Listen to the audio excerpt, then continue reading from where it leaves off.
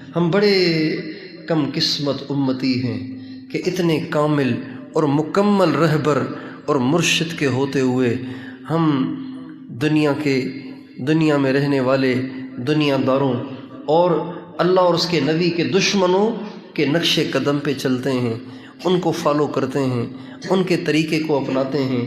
یہ ہماری انتہا درجے کی کم قسمتی ہے، یہ اس امت کی بہت بڑی بے وفائی ہے، یہ اس امت کی بہت بڑی ستم گری ہے کہ کامل مرشد کے ہوتے ہوئے انہوں نے اندھوں کو اپنا مقتدا بنایا، اندھوں کو مقتدا بنایا۔ اندھا اگر اندھے کا کندھا پکڑ لے تو دونوں کھڈے میں جائیں گے کہ نہیں جائیں گے؟ جو خود اندھے ہیں، جنہیں ماں بیٹی کی تمیز نہیں ہے، جنہیں پانی اور شراب میں فرق نظر نہیں آتا، اور جنہیں حرام اور حلال میں فرق نظر نہیں آتا، اور جن کے دل ہمارے نبی کے بغض سے بھرے ہوئے ہیں، اور جن کے دل اسلام کی نفرت سے بھرے ہوئے ہیں، جن کی راتیں زنا میں گزرتی ہیں، شرابیں پینے میں گزرتی ہیں، جو لڑکے لڑکیوں کی گیدرنگ کو ایک نیکی کا کام سمجھتے ہیں، جو ایک عنوان بنا کے بچوں کو جنسی مسائل سکھاتے ہیں، ان کے نقش قدم پہ چل کر ایسے کامل اور مکمل مرشد اور رہبر کو چھوڑنا، اس سے بڑا ظلم دنیا میں کوئی ہو سکتا ہے؟ اس سے بڑا خسارہ کوئی ہو سکتا ہے؟ اس سے بڑی کم قسمتی کوئی ہو سکتی ہے؟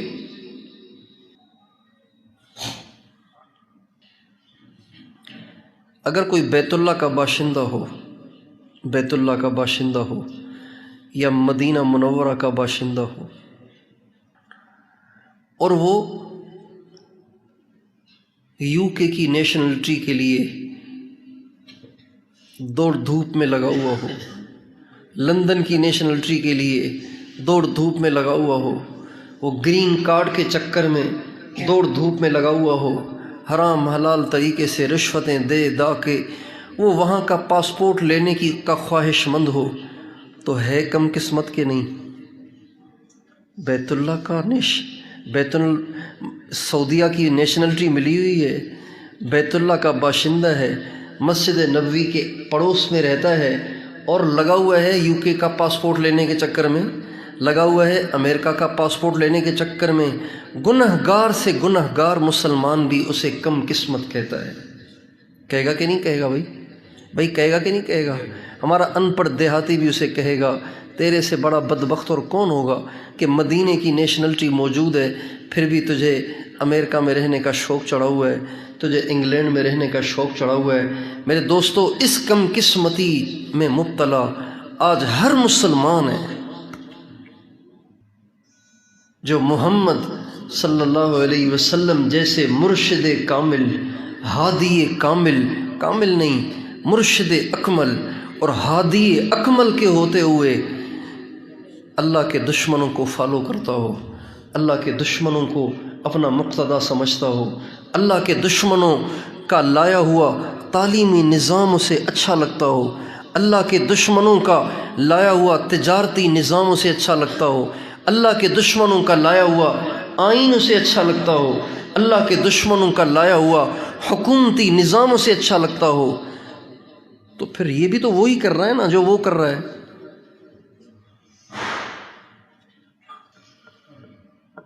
بلکہ اس میں خوشگمانی کا ایک عنصر باقی ہے کہ شاید وہ اس لیے جا کے یو کے میں رہنا چاہتا ہے کہ وہاں دین کی محنت کروں اور لوگوں کو دین پہ لاؤں، اس لیے وہاں کا پاسپورٹ لینے کا شوق ہے اسے، شاید وہاں دین کی محنت کے لیے جانا چاہتا ہے، مٹے ہوئے دین کو زندہ کرنے کے لیے جانا چاہتا ہے۔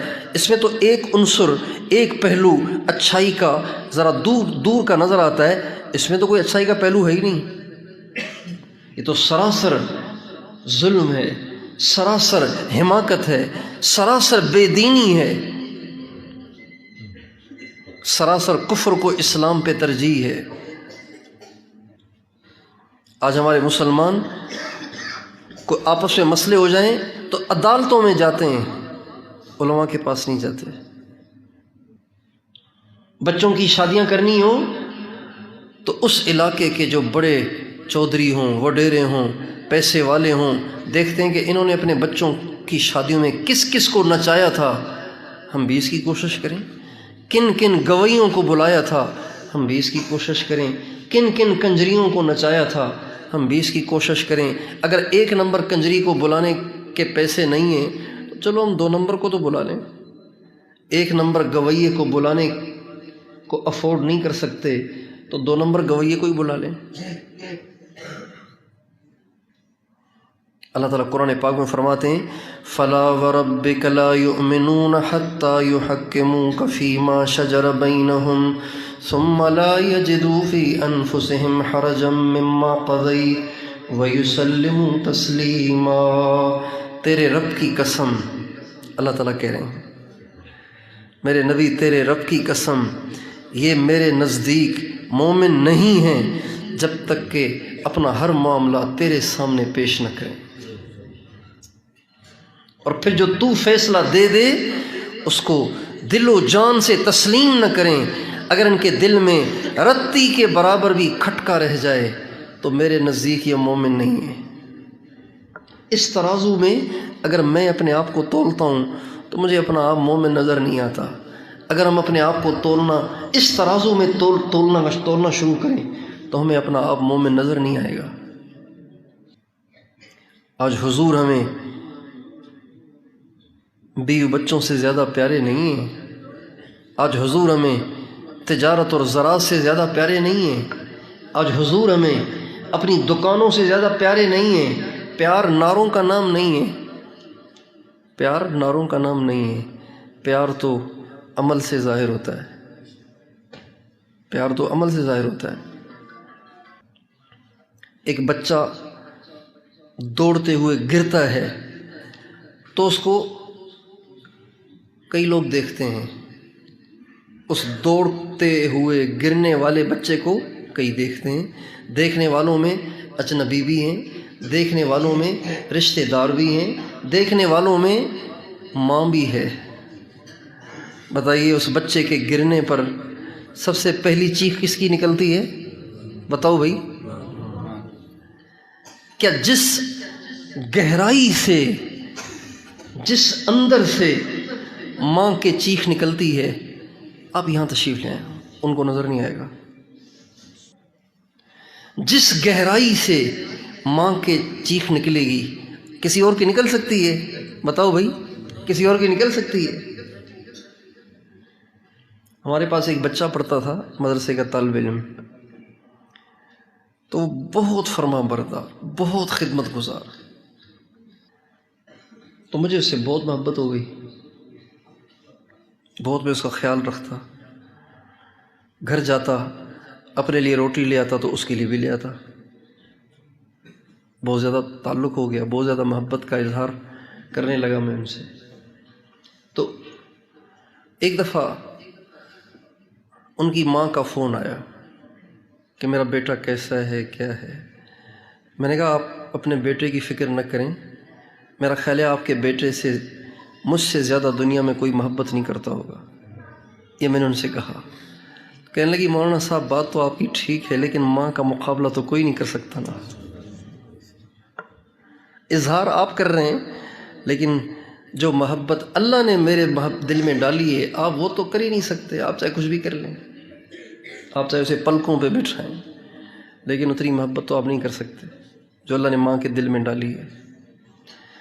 تو دوڑتا ہوا بچہ جب دھڑام سے گرتا ہے تو دوسرے بھی دیکھ کے پریشان ہوں گے اور وہ بھی دوڑیں گے اسے اٹھانے کے لیے، لیکن بہرحال ماں کی بات اور ہے۔ یہ محبت ہے، وہ ماں کا بے ساختہ ہائے کہنا اور ماں کے اندر سے ایک چیخ نکلنا اور حرکت میں آ جانا اور دوڑ کے اسے جا کے اٹھانا، اور میرے چاند کیا ہوا، میرے لال کیا ہوا، کہاں چوٹ لگی، اس کے آنسو پوچھنا، یہ عمل بتا رہا ہے کہ اس کو اس بچے سے بہت محبت ہے، اس کو اس بچے سے بہت محبت ہے۔ آج ساری دنیا میں حضور کو چوٹیں ماری جا رہی ہیں، جو حضور کے طریقے توڑ رہے ہیں یہ حضور کو چوٹیں مار رہے ہیں نا، جو حضور کی سنتیں ذبح کر رہے ہیں یہ حضور کو چوٹیں مار رہے ہیں کہ نہیں مار رہے؟ جس دین کو سر بلند کرنے کے لیے ہمارے نبی نے اپنا پورا زور لگا دیا، اپنی ساری زندگی کھپا دی، اپنا من تن دھن لگا دیا، اپنی عزت بھی داؤ پہ لگا دی۔ اپنی عزت، کس کی عزت؟ میری آپ کی نہیں، کس کی عزت؟ کس کی عزت؟ کس کی عزت؟ حضور کی عزت۔ حضور کی کتنی عزت ہے؟ جن کی عزت اللہ خود کریں، جن کی عزت کا قرآن میں حکم آ جائے، جن کی عزت اور عظمت پر قرآن کی آیات نازل ہوں، ان کی عزت کیا ہوگی؟ اس عزت کو جس دین کی سربلندی کے لیے اور جس چمن کی آبیاری کے لیے ہمارے نبی نے داؤ پہ لگا دیا۔ طائف میں کیا ہوا، احد میں کیا ہوا، مکے کے بازاروں میں کیا ہوا، سیرت کی کتابوں میں ایسے ایسے واقعات ہیں کہ حضور سے محبت کرنے والا ان واقعات کو نقل کرتے ہوئے بھی کانپتا ہے۔ جس دین کی آبیاری کے لیے ہمارے نبی نے سب کچھ لٹا دیا، سب کچھ لگا دیا، آج اس دین کی جڑیں کاٹی جا رہی ہیں، اس دین کی دیواروں کو ڈھایا جا رہا ہے، اس دین کو مٹایا جا رہا ہے، اور مٹانے والے صرف کافر نہیں ہیں، مٹانے والے صرف یہودی اور عیسائی نہیں ہیں، اپنے کلمہ گو بھی اس کو مٹانے والے ہیں، اپنے ماننے والے ربیع الاول میں جلسے جلوس کرنے والے بھی اس کے دین کو مٹانے والے ہیں۔ تو بتائیے، جب ہمارے نبی کا دین اس طرح مٹایا جا رہا ہے اور اس طرح ان کے چمن کو اجاڑا جا رہا ہے، تو ہمارے دل میں کوئی ٹس سے مس ہوتی ہے؟ کیا ہمارے دل میں ٹیسیں اٹھتی ہیں؟ کیا ہماری بھی وہ ویسے آہ نکلتی ہے جیسے اس بچے کے گرنے پہ ماں کی نکلتی ہے؟ اگر ہمارے اندر میں ٹیسیں نہیں ہیں، اگر ہمیں حضور کی ان چوٹوں پہ درد نہیں ہے اور غم نہیں ہے، ہم اس سے پریشان نہیں ہیں، تو پھر محبت تو نہیں ہے نا۔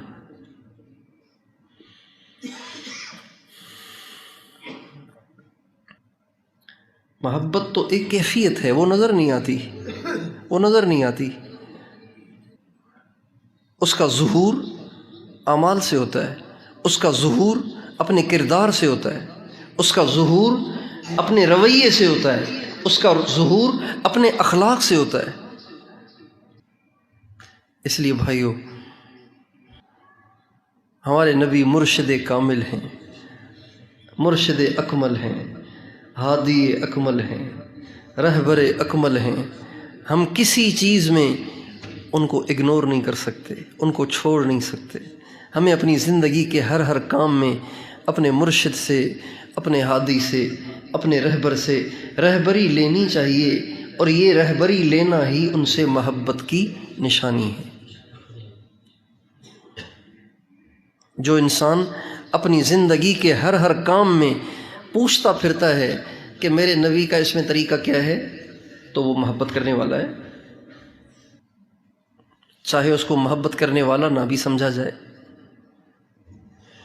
اور جو اپنی مرضی کی زندگی گزار رہا ہے اور اسے اس بات کی فکر نہیں ہے کہ میرے نبی کا اس میں طریقہ کیا ہے، تو وہ نہیں ہے، وہ محبت کرنے والا نہیں ہے، وہ دعوے دار ہے، وہ کھیر والا مجنوں ہے۔